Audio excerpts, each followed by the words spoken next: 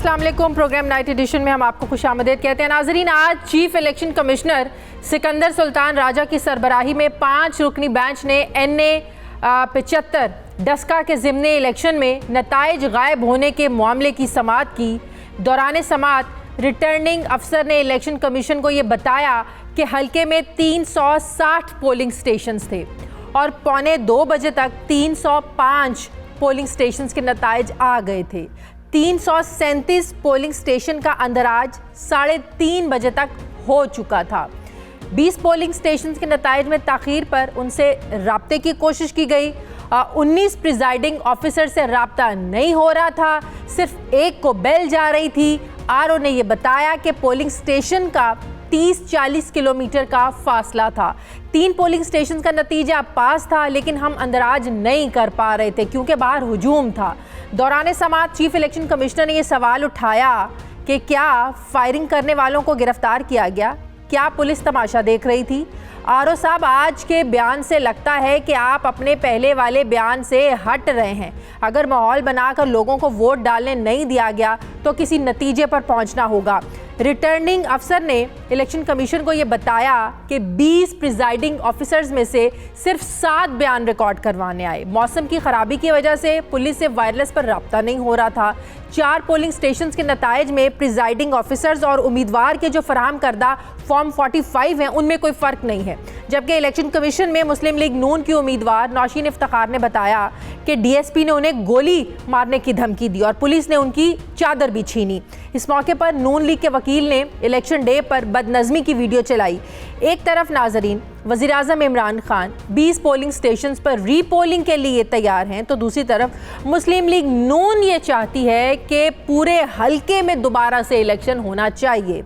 एक तरफ हुकूमत और इलेक्शन कमीशन एक हल्के के ज़िमनी इंतखाब को हमें शफाफ बनाने में, पुरअमन तरीके से करवाने में नाकाम नज़र आए, तो दूसरी तरफ आज सेनेट इंतखाबात ओपन बैलेट से करवाने से मुतालिक केस की में सुप्रीम कोर्ट में समाअत हुई। दौरान समाअत पीपल्स पार्टी के वकील सेनेटर रज़ा रबानी ने दलाइल में कहा कि आइन वोट डालने वाले की शनाख्त जाहिर करने की इजाज़त नहीं देता। जहां वोटों की खरीदो फरोख्त होगी, कानून अपना रास्ता बनाएगा। करप्शन वोटिंग से पहले होती है, तो इसके लिए वोट देखने की ज़रूरत नहीं है। इस मौके पर जस्टिस एजाजुल एहसन ने ये रिमार्क्स दिए कि ऐसा तरीका भी बता दें कि वोट देखा भी जाए और सीक्रेसी भी मुतासिर ना हो। अगर मुआयदा हो कि आधी रकम वोट डालने के बाद मिलेगी तो फिर क्या होगा। दौरान समाअत चीफ जस्टिस पाकिस्तान ने रिमार्क्स दिए कि कानून मुकम्मल तौर पर मासूम और अंधा होता है, इस पर बदनीयती से अमल हो तो मसाइल जन्म लेते हैं। क्या ऐसा कोई निज़ाम नहीं है कि मालूम हो सके किसने किसको वोट दिया। रिश्वत वोट से जुड़ी है तो इसका जायज़ा कैसे नहीं लिया जा सकता। हर शख्स करप्शन और करप्ट प्रैक्टिस के ख़िलाफ़ है। इस सारी मश्क को ज़ाया नहीं जाने देना चाहते। दौरान समाअत अटॉर्नी जनरल पाकिस्तान ने समाअत जल्द मुकम्मल करने की इस्तदा की और ये कहा कि बुध तक केस मुकम्मल ना किया गया तो 3 मार्च को इलेक्शन कमीशन इंतखाबात नहीं करवा सकेगा। अब सवाल ये है कि इलेक्शन कमीशन क्यों ज़िमनी इंतखाबात को शफाफ नहीं बना सका। सवाल ये भी अहम है कि क्या NA 75 के तमाम पोलिंग स्टेशन पर ज़िमनी इंतखाबात दोबारा से होना चाहिए। सवाल ये भी अहम है कि NA 75 के ज़िमनी इंतखाबात में जो मुबैना धांधली है इसका ज़िम्मेदार कौन है, और जिन लोगों ने ताउन नहीं किया बकौल RO ऑफिसर्स के, उनके खिलाफ इलेक्शन कमीशन क्या कार्रवाई करेगा।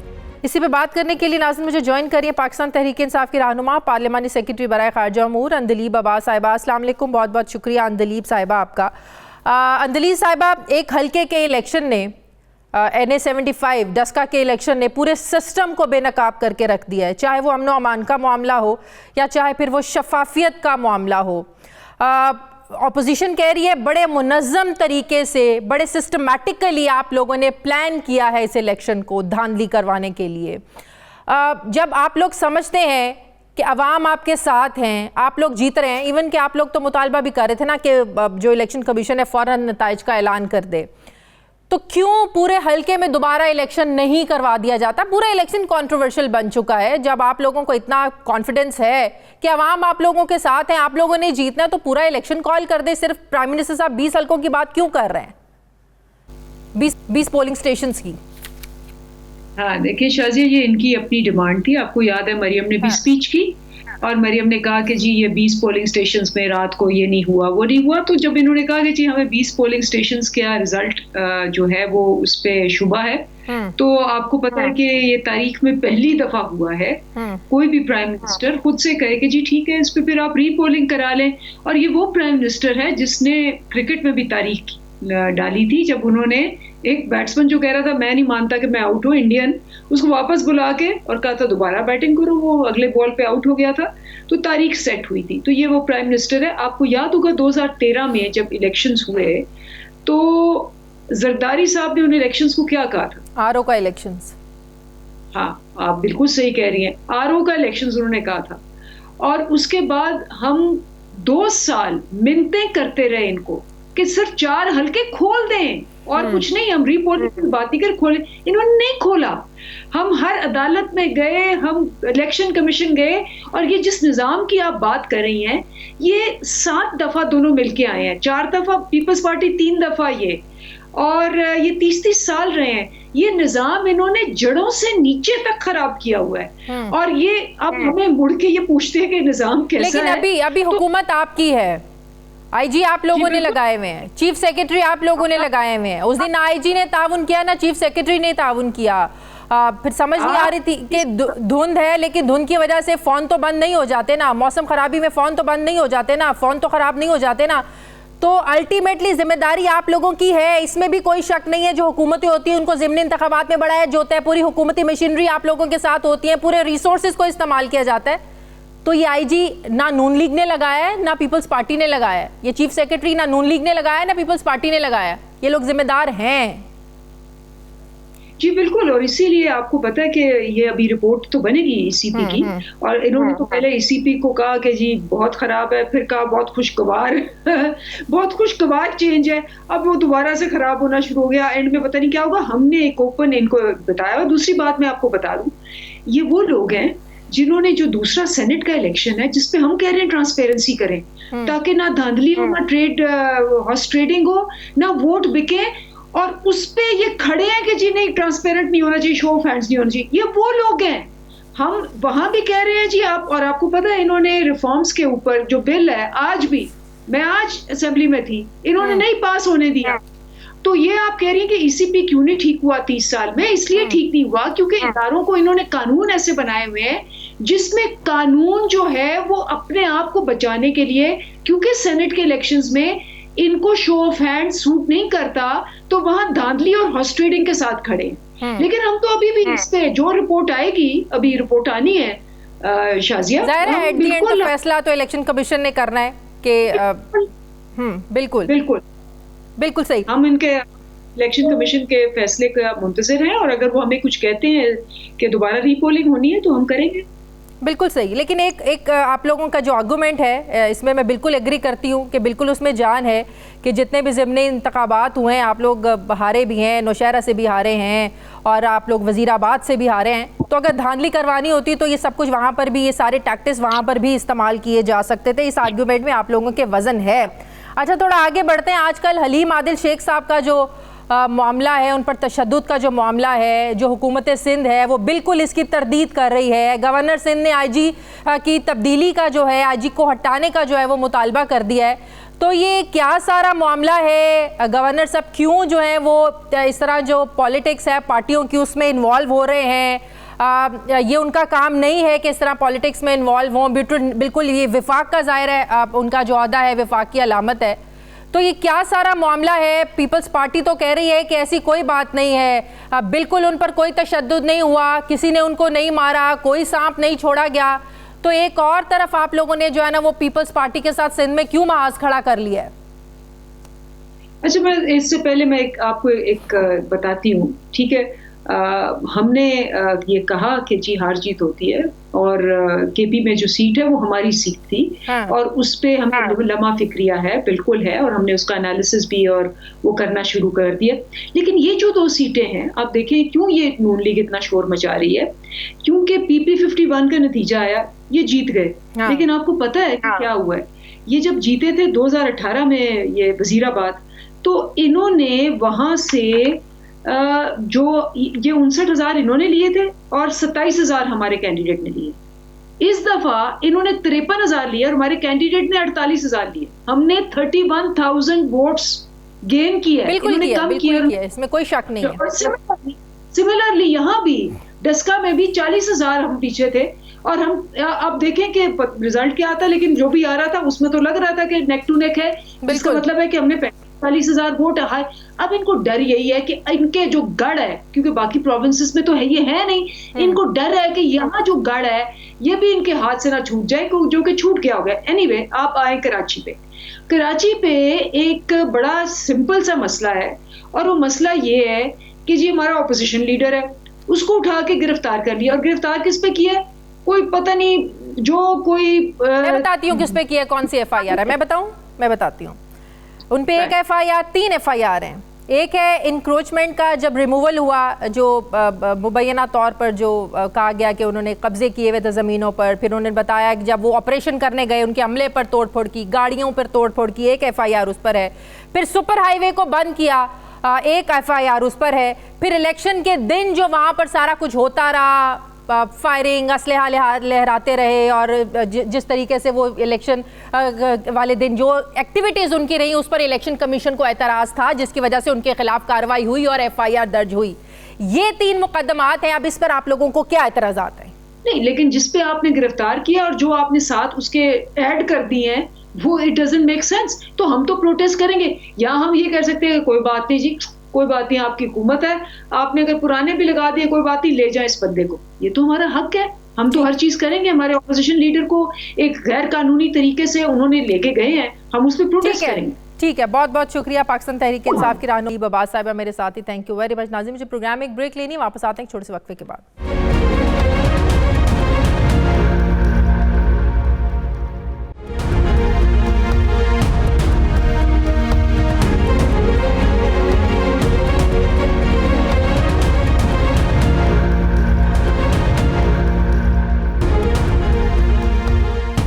ब्रेक के बाद एक बार फिर से आपको खुशामदीद कहते हैं। साबिक secretary election commission Kanwar Dilshad साहब ने मुझे ज्वाइन किया। अस्सलाम वालेकुम, बहुत बहुत शुक्रिया कंवर दिलशाद साहब। कंवर दिलशाद साहब, NA 75 डस्का का इलेक्शन बड़े बुरे तरीके से जो है ना वो कंट्रोवर्शियल भी हुआ है, हमारा सिस्टम भी बेनकाब हुआ है। अब सवालात उठ रहे हैं कि इलेक्शन कमीशन और जो सूबाई हुकूमत है, अगर ये एक हल्के का इलेक्शन पुरअमन तरीके से नहीं करवा सकते, शफाफियत को यकीनी नहीं बना सकते, तो जो बल्दियाती इंतखाबात होंगे पंजाब में उसको ये कैसे यकीनी तौर पर पुरअमन भी और शफाफियत भी यकीनी बनाएंगे?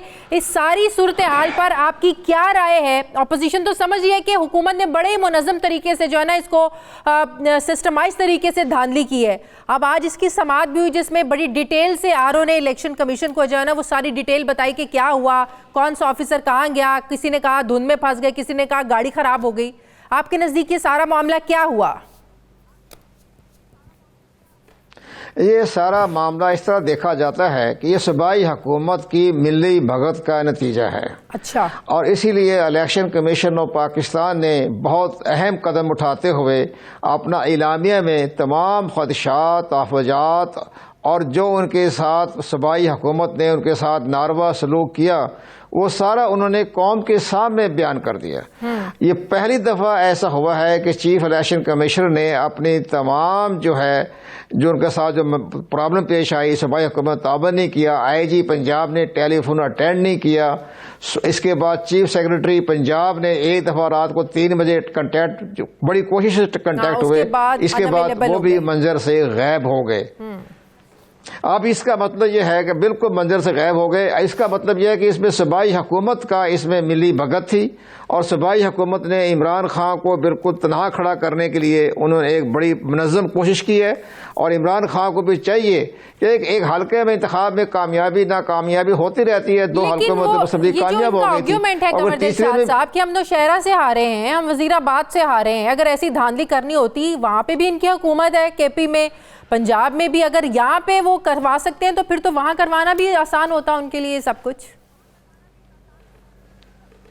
नहीं, सारा कुछ मैं ये कह रहा हूं कि अब इलेक्शन कमीशन पाकिस्तान यहाँ तो ठीक है, रिटर्निंग ऑफिसर की रिपोर्ट पर 20-22 पोलिंग स्टेशनों पर दोबारा इंतखाब वहाँ हो जाएगा, हमेशा माजी में भी होता रहा है।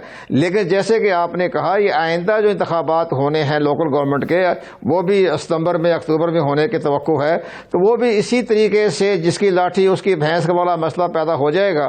तो इसलिए इलेक्शन कमीशन पाकिस्तान ने बहुत अहम कदम उठाना है, क्योंकि इलेक्शन कमीशन चीफ सेक्रेटरी और आईजी को बुला सकते हैं, पूछने के लिए तलब किया जा सकता है उनको इनके पास आइन के आर्टिकल 220 के तहत जब इलेक्शन होते हैं तो वफाकी हुकूमत, सूबाई हुकूमत, तमाम इदारे इलेक्शन कमीशन ऑफ पाकिस्तान के ताबे होते हैं। तो इलेक्शन कमीशन ऑफ पाकिस्तान इनको आर्टिकल 220 के तहत इनको तलब भी कर सकता है, इनको बरतरफ भी करवा सकता है, और इनको अगर बड़ा अहम कदम उठाए तो इनके साथ इलेक्शन के साथ धांधली करवाने में, मुर्तकब होने में इनके खिलाफ बाकायदा FIR भी दर्ज हो सकती है। क्योंकि इनको एहसास होना चाहिए, हमारी हुकूमत के अफसरान को, ब्यूरोक्रेसी को, कि वो आइन के आर्टिकल 5 के तहत वो स्टेट के वफादार हैं। हाँ। अब इन्होंने स्टेट की वफादारी छोड़कर एक हुकूमत की वफादारी कबूल की है, उससे पूरा इलेक्शन कमीशन का ढांचा जमीन बोस हो गया है। इलेक्शन कमीशन अपनी साख को बरकरार रखने के खिलाफ कार्रवाई हो सकती है। मैं तो कहता हूँ, मैं तो इंतहा पे गया हूँ, मैं तो कहता हूँ चीफ सेक्रेटरी के खिलाफ बाकायदा FIR दर्ज करवाएं, और इनके पास मुकम्मल इख्तियारात हैं।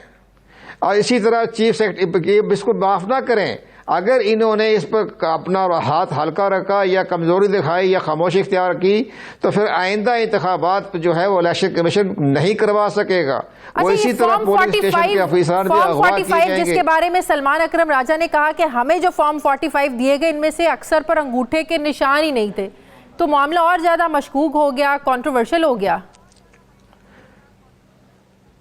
ज़ाहिर है कि फॉर्म 45 है उसको कानूनी तहफ़्फ़ुज़ हासिल है। हाँ। वो जो हमारा इलेक्शन एक्ट 2017 का सेक्शन 95 में लिखा हुआ है कि फॉर्म 45 पर प्रिजाइडिंग ऑफिसर और पोलिंग एजेंट के दस्तखत और अंगूठे लाजमी हैं। अगर पोलिंग एजेंट दस्तखत ना करे तो उस पर जजमेंट लिखे कि उसने इनकार कर दिया, तो ये सब चीजें हैं। अगर उस पर दस्तखत नहीं है, अंगूठे नहीं है, तो वो इनवैलिड हैं। तो ये तो एक बहुत बड़ा, फिर इसका अगर वाकया वो साबित हो गया कि फॉर्म 45 में दस्तखत नहीं है, अंगूठे नहीं है, तो फिर वो पूरे हल्के में दोबारा इंतखाब करवाना पड़ेगा। फिर वो एक हल्के में 20 या 25 पोलिंग स्टेशन पर नहीं होगा, फिर पूरे हल्के में इंतखाब करवाना पड़ जाएगा अगर वो फॉर्म 45 साबित हो गया। तो सर ऐसे में आप नहीं समझते, जो बात मैंने पहले भी की, हम कह रहे थे कि बल्दियाती इंतखाबात जो होने हैं बाद में, वो तो बहुत ज्यादा फिर खौफनाक सूरत हाल में होंगे, मुश्किल हो जाएगा उसको भी ऐसी सिचुएशन में देखो, अगर इन्होंने इस मौके पर नज़रअंदाज कर दिया इलेक्शन कमीशन ऑफ पाकिस्तान ने, तो आप समझे कि आइंदा इंतखाबात, बाई इलेक्शन, कौमी असम्बली के इलेक्शन या लोकल गवर्नमेंट के इलेक्शन जो है वो इसी तरह अफरा तफरी इंतशार में बाकायदा इनकाद किया जाएगा। सिविल जंग हो जाएगी, सिविल वार हो जाएगी, जैसे 7 मार्च 77 को हो गई थी, जो भुट्टो साहब ने पोलिंग स्टेशन में फ्री ऑफ ऑल कर दिया था। तो आप देखें कि मुल्क के अंदर किस अंदाज से एहतजाज हुआ, तहरीक चली, और भुट्टो साहब तो ऐसी कंट्रोवर्सी से बचने के लिए किस किस्म की रिफॉर्म्स होनी चाहिए? हमेशा जब भी हमें वैसे हमारा भी बड़ा कसूर है, हमें भी रिफॉर्म्स तब याद आती हैं जब इस तरह के वाकयात हो जाते हैं। इस तरह के वाकयात से पहले कोई रिफॉर्म्स की बात नहीं करता। हुकूमतें भी रिफॉर्म्स की बात करती हैं इलेक्शंस में आने से पहले, हर पार्टी बात करती है, चाहे वो पुलिस इस्लाहात की बात हो, चाहे वो इलेक्शन रिफॉर्म्स की बात हो, सब बातें करते हैं सिर्फ वोट लेने के लिए हुकूमत में आने से पहले। लेकिन सर आप क्या कहेंगे कि किस किस्म की इलेक्शन रिफॉर्म्स की ज़रूरत है कि आइंदा ऐसी कंट्रोवर्सी से बचा जा सके? इसमें सबसे बड़ी अहम बात यह है कि इलेक्शन कमीशन पाकिस्तान को ये बाकायदा इंतज़ामी इख्तियारात दिए जाएँ कि जिस हल्के में रिटर्निंग ऑफिसर के हल्के में जहां गड़बड़ हो गई है, बेकायदगी हो गई है, धांधली हो गई है, तो उस हल्के के रिटर्निंग ऑफिसर को, प्रिजाइडिंग ऑफिसर को उसके खिलाफ एक्शन किया जाए, कार्रवाई की जाए। और उस चीफ सेक्रेटरी जो है उसको भी बाकायदा वो भी जवाब तलबी उसको भी काउंट फॉर किया जाए। चीफ सेक्रेटरी के अंडर ही होते हैं ना, सारी सूबाई गवर्नमेंट के अंडर ही होते हैं तमाम पोलिंग स्टाफ, प्रिजाइडिंग ऑफिसर, तमाम टीचर जितने भी होते हैं, तमाम मामला तो चीफ सेक्रेटरी को भी आप मौत इल्ज़ाम उठाएं, आईजी को भी उठाएं, लेकिन सारे मामला तो उन्होंने होना है, इतना मौका ही खो दिया। इंतखाबी इस्लाहत कमेटी 26 महीने बैठी रही, कोई इसके अंदर इस्लाहत नहीं की उन्होंने। तो अब ये, लेकिन इसके बावजूद भी चीफ इलेक्शन कमीशन के पाकिस्तान के पास बेपनाह इख्तियार हैं। आइन के आर्टिकल 218 के तहत वो कहीं बेकायदगी बेजादगी हो तो चीफ मिनिस्टर को भी तलब कर सकता है, उस सूबे के जो चीफ एग्जीक्यूटिव है, चीफ सेक्रेटरी है, उनको भी तलब कर सकता है, उनके साथ तादीबी कार्रवाई भी कर सकता है। बड़े इख्तियारात हैं। इंतखाबी इस्लाहत का इंतजार ना करें। ये तमाम अफीसरान आइन के आर्टिकल 5 के ताबे हैं। तो ये अब जरा कुछ सेनेट इंतखाबात पे बात कर लें। को चाहिए, समझ नहीं आ रही ये जरदारी साहब जो दावा कर रहे हैं कि यूसुफ रजा गिलानी की कामयाबी के बाद इमरान खान वजीर आजम नहीं रहेंगे। जाहिर है फिर उनका जो इशारा है वो तहरीक अदम एतमाद की तरफ कर रहे हैं कि अगर गिलानी साहब कामयाब हो गए तो हमारी वो मूव भी कामयाब हो सकती है। लेकिन समझ में नहीं आ रही कि गिलानी साहब की जीत का दावा किस बुनियाद पर जो अपोजिशन कर रही है, जरदारी साहब कर रहे हैं। अगर ये दावा एक ही सूरत में कामयाब हो सकता है कंवर दिलशाद साहब, पैसा चले या हॉर्स ट्रेडिंग हो। नंबर्स के लिहाज से बात करें तो आपको लगता है ये जीत हो सकती है गिलानी साहब की, जहां उनको 159 उनके नंबर हैं, 171 उनको चाहिए, तो कैसे इतना फ़र्क ये करेंगे पैसे के इस्तेमाल के बगैर या हॉर्स ट्रेडिंग के बगैर? दरअसल पार्टी के अंदर भी बड़े इख्तलाफात हैं। तहरीक इंसाफ के अंदरूनी हलकों में बड़ी बेचैनी पाई जाती है।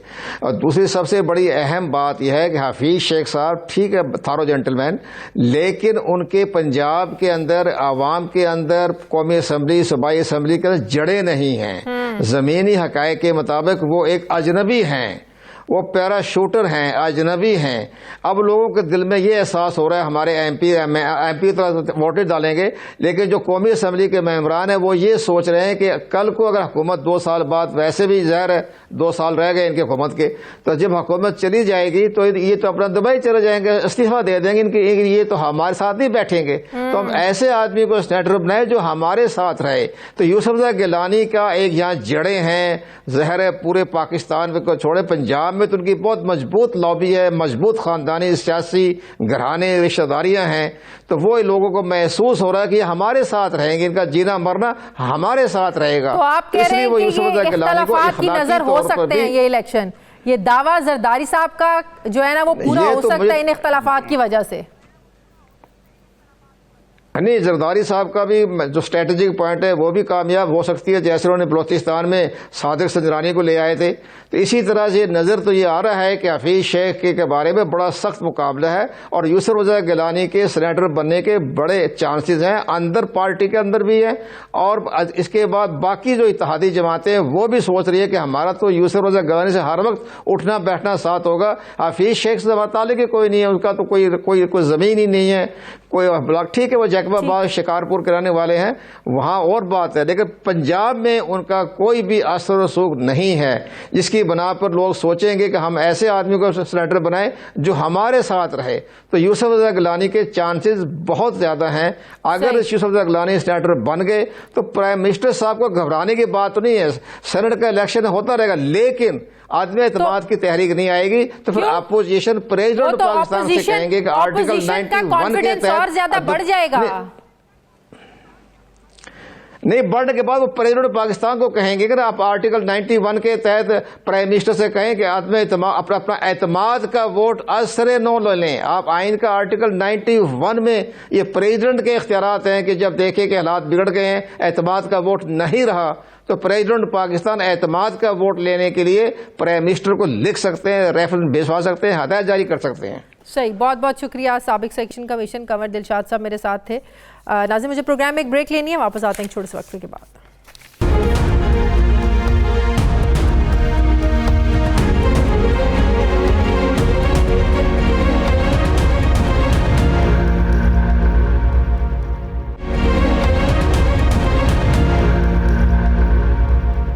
ब्रेक के बाद एक बार फिर से आपको खुशामदीद कहते हैं। नाज़रीन, पीटीआई के रुकने Sindh assembly opposition leader Haleem Adil Sheikh पर सेंट्रल जेल में मुबैना तशद्दुद के मामले पर गवर्नर सिंध ने आईजी सिंध की तब्दीली का मुतालिबा कर दिया। गवर्नर सिंध का ये मौक़िफ़ है कि आईजी सिंध नाकाम नज़र आ रहे हैं, आईजी की तवज्जो नहीं है कि पुलिस की इज्जत बचाएं। हलीम आदिल शेख पर दहशतगर्दी का मुकदमा बनाया गया है। सेंट्रल जेल में हलीम आदिल शेख पर तशद्दुद किया गया है। गवर्नर सिंध के मुताबिक हलीम आदिल शेख को जेल के सेल में बंद करके पिटाई करवाई गई। आईजी ने बताया कि जो हो रहा है वो कानून के मुताबिक हो रहा है। ऑपोजिशन अरकान की तमाम सिक्योरिटी ले ली गई है। इस वक्त सिर्फ सिंध हुकूमत के पास ही सिक्योरिटी मौजूद है। अरकान असम्बली मजबूर हैं कि वो अपनी सिक्योरिटी रखें। अपनी प्रेस कॉन्फ्रेंस में गवर्नर सिंध का कहना था कि क्या सिंध में इलेक्शन लड़ना जुर्म है। कारकुनों के घरों में पुलिस ने नारवा सलूक अपनाया। मैं वज़ीर आज़म को तमाम इत्तला दे रहा हूँ। वज़ीर आज़म को ख़त लिखकर सूरत हाल से आगाही दी है। मैं मुतालबा करता हूँ कि आईजी सिंध को तब्दील किया जाए। गवर्नर सिंध ने वाज़े अल्फाज में कहा कि मैं पुलिस को वार्निंग देता हूँ कि वो रियासत की मुलाजमत करें। पुलिस हक और इंसाफ से नौकरी दे, मजबूर ना करें कि इंतहाई कदम उठाया जाए। हम पुलिस के मामलात का संजीदगी से जायज़ा ले रहे हैं। पुलिस को किसी के तबादले तैनाती के लिए नहीं कह रहे। आज किसी के साथ हो रहा है, कल आपके साथ भी हो सकता है। एक तरफ गवर्नर सिंध आईजी की तब्दीली का मुतालबा कर रहे हैं तो दूसरी तरफ मुर्तज़ा वहाब ये कहते हैं कि सिंध के आईजी को धमकी देने वाले गवर्नर के ओहदे के लायक नहीं है।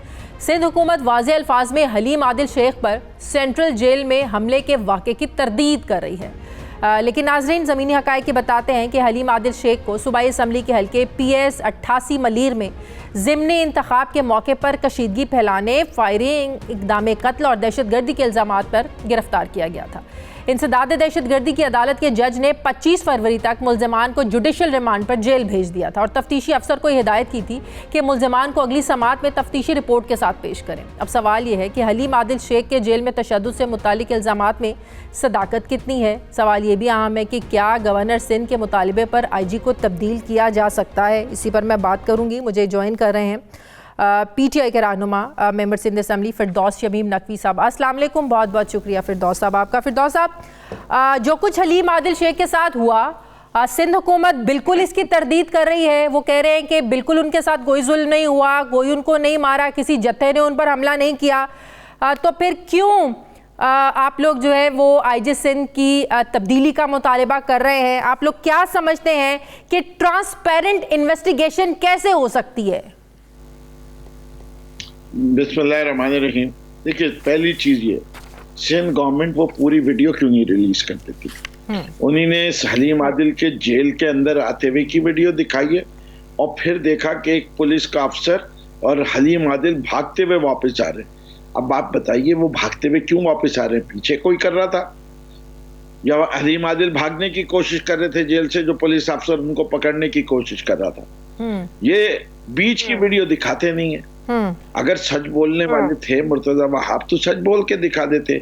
उनके पुलिस के अफसर ने कंफर्म किया कि जेल में जिंदा सांप था। अब वो कहते हैं थैले में भर के कोई खातून लाई थी। तो मैं समझता हूँ कि पाकिस्तान की खातून में इतनी हिम्मत तो नहीं है कि 4 फुट से बड़ा नाग जो है वो अपने पर्स में रख के लाए। और उसके बाद मुर्तजा वहाब कहते हैं कि डंडा कहाँ से है? तो मियां आप खुद ही बता दीजिए कि वो डंडा भी क्या थैले में रख के लाई थी? हाँ, ये तो सवाल वो उठा रहे हैं कि सांप भी आ गया। चले सांप आ गया तो उनके पास मारने के लिए उस टाइम डंडा अवेलेबल कैसे हो गया?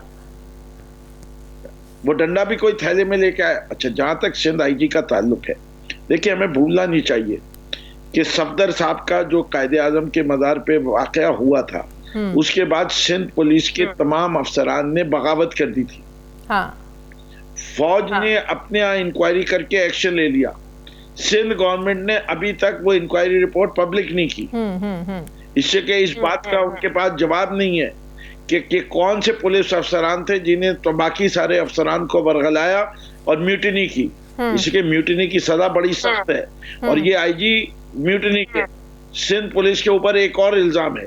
रमजान घांची साहब MP हैं पाकिस्तान तहरीक इंसाफ से, उनके ऊपर पीपल्स पार्टी के चेयरमैन ने गोली मारी पब्लिक के सामने, 2 दर्जन से ज्यादा आई विटनेसेस के सामने।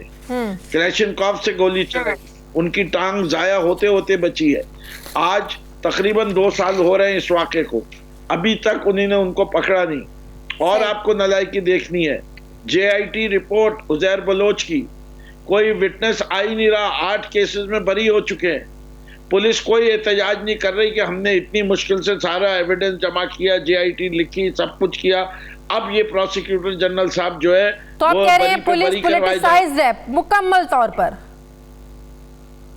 ऐसा नहीं है। आगे आप उम्मे रबाब का केस देख लीजिए, चांडियों के खिलाफ। उस बेचारी बच्ची को तकरीबन 5 साल जद्दोजहद करनी पड़ी है कि उससे पहले कि उसके नामजद लोग जो हैं वो पकड़े जाएं। इससे कि चांडियों का राज है, हर जगह जो है इनकी बदमाशी है। ये एजाज जखरानी जो जेल के इस वक्त एडवाइजर बने हुए अपने इलाके के खुद सबसे बड़े बदमाश हैं। तो ऐसे में फिर आप कैसे एक्सपेक्ट कर सकते हैं कि साफ और शफाफ इन्वेस्टिगेशन होगी? गवर्नर साहब ने तो खत भी लिख दिया प्राइम मिनिस्टर को कि आईजी सिंह को बदला जाए। प्राइम मिनिस्टर साहब ने इस पर कोई जवाब दिया? उनका क्या रिएक्शन है इस सारे वाक़े पर? जी, मैं अभी तक प्राइम मिनिस्टर साहब क्योंकि श्रीलंका की ट्रिप पे गए हैं, उन्होंने बाकायदा इस बात के ऊपर होम मिनिस्टर साहब को कहा है कि जाके बात करें चीफ मिनिस्टर साहब से और उनको कहें, हमारे लिहाज से तो यही कहा होगा कि वो अकल के नाखून ले। ठीक है, बहुत बहुत शुक्रिया फिरदौस शमीम नकवी साहब मेरे, थैंक यू वेरी मच। मुझे प्रोग्राम में नाज़रीन एक ब्रेक लेनी है, वापस आते हैं वक्फे के बाद।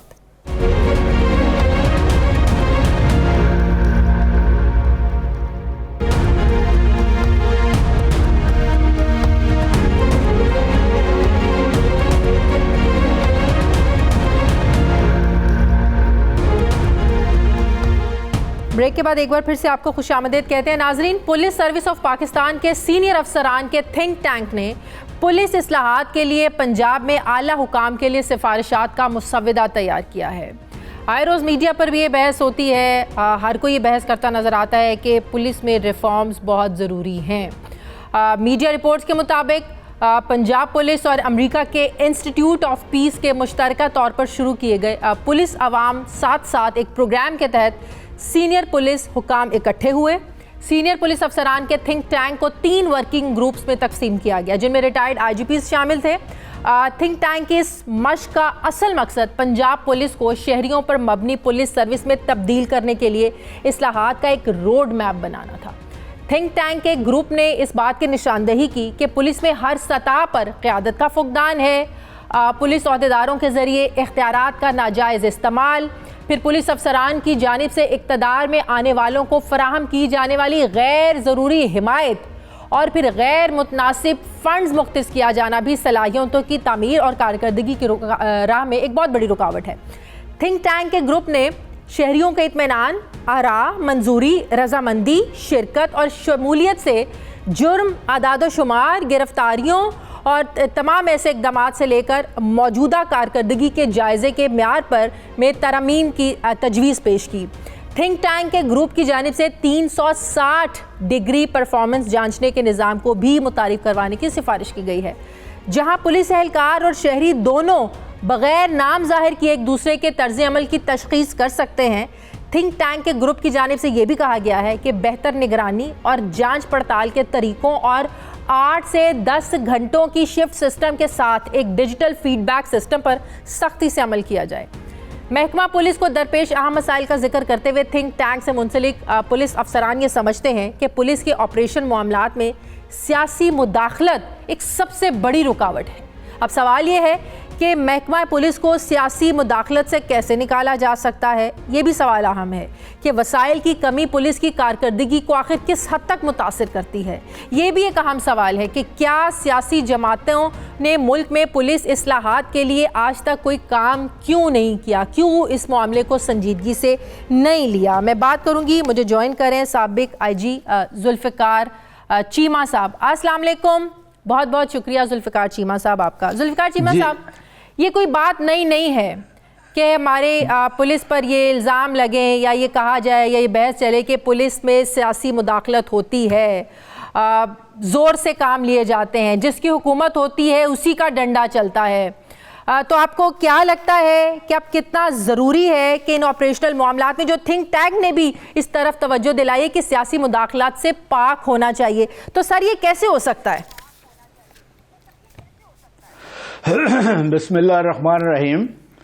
ये जो आपने इंट्रो बहुत अच्छा शेयर किया हमारे साथ और अपने नाज़रीन के साथ, लेकिन जब आप ये बात कर रही थी तो यकीन जाने की हंसी आ रही थी कि क्या रिफॉर्म और